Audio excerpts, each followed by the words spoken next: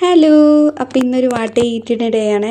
അപ്പോൾ chia seed ഇട്ട വെള്ളമാണ് ഞാൻ ഫസ്റ്റ് കുടിക്കുന്നത്. ഞാൻ സ്ഥിരമായിട്ട് അങ്ങനെ കുടിക്കലുണ്ടായിരുന്നു. നോമ്പായപ്പം നിർത്തി വെച്ചതാ. ഇനി അങ്ങോട്ട് തുടങ്ങാം. അപ്പോൾ രാവിലെ ഇന്ന് കഴിക്കാൻ നല്ല ബീഫും പിന്നെ ഈ ചോളത്തിൻ്റെ പുട്ടുപൊടിയും കൊണ്ടുണ്ടാക്കിയ പുട്ടാണ് കേട്ടോ. ഞാനതാണ് കഴിച്ചത്. അച്ചൂസിന് പിന്നെ പഴമാണ് കേട്ടോ. എനിക്ക് പഴമാണ് പുട്ടിൻ്റെ കൂടെ ഇഷ്ടം. അപ്പോൾ പഴം കൂട്ടി കഴിച്ചു. അപ്പോൾ 2 വായി കഴിച്ച സമയത്താണ് പപ്പടം ഇരിക്കുന്ന ഓർമ്മ വന്നത്. പൊരിച്ചിങ്ങനെ വെക്കുക എന്നല്ലാതെ എടുക്കില്ല കേട്ടോ. അതിനുള്ള ഓർമ്മ ഉണ്ടാവില്ല. അപ്പോൾ അതൊക്കെ കൂട്ടി പുട്ട് കഴിച്ചു. നല്ല അടിപൊളിയായിരുന്നു കേട്ടോ. അതൊക്കെ നല്ലോണം കുഴച്ച് കഴിച്ചു.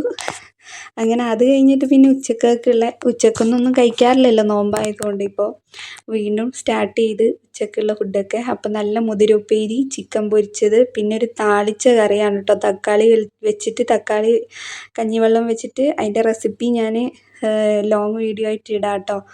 പിന്നെ ചിക്കൻ കറിയൊക്കെ കൂട്ടി പപ്പടമൊക്കെ കൂട്ടി നല്ല അടിപൊളിയായിട്ട് ഉച്ചക്ക് ചോറ് കഴിച്ചു കേട്ടോ.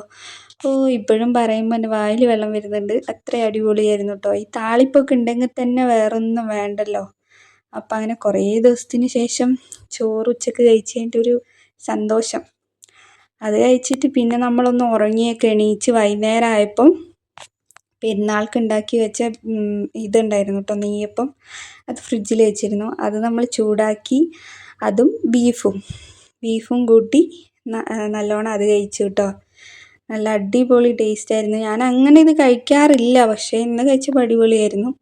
പിന്നെ ഒരു ഗ്ലാസ് കട്ടൻ ചായ. അതും അങ്ങനെ നിർബന്ധമൊന്നുമില്ല. ഇന്നിപ്പോൾ ഈ നെയ്യപ്പമൊക്കെ കണ്ടതിൻ്റെ ഒരു ഇതിൽ കട്ടൻ ചായ കുടിക്കുന്നു മാത്രം. പിന്നെ ഒരു 6:30-7 മണിയാകുമ്പോൾ തന്നെ ഞാൻ എൻ്റെ രാത്രിക്കത്തെ ഫുഡ് കഴിക്കും കേട്ടോ. അതും ചോളത്തിൻ്റെ പുട്ടും ഒരു മുട്ടയും പിന്നെ ചിക്കൻ കറിയാണ് കേട്ടോ. ചിക്കൻ കറിയും കൂട്ടിയിട്ട് രാത്രിയത്തെ ഫുഡും കഴിച്ചു. അത്രയാണ് നമ്മൾ ഇന്ന് കഴിച്ചത്. അപ്പോൾ അടുത്ത വീഡിയോ ആയിട്ട് കാണുന്നവരെ ബായ്. അപ്പോൾ സബ്സ്ക്രൈബ് ചെയ്യാത്തവരൊക്കെ ഒന്ന് സബ്സ്ക്രൈബ് ചെയ്ത് സപ്പോർട്ട് ചെയ്യണേ. എങ്കിലേ എനിക്ക് വീഡിയോ ഒക്കെ മുന്നോട്ടിടാൻ പറ്റുള്ളൂ. അപ്പോൾ അത്രയേ ഉള്ളൂ. ബായ്.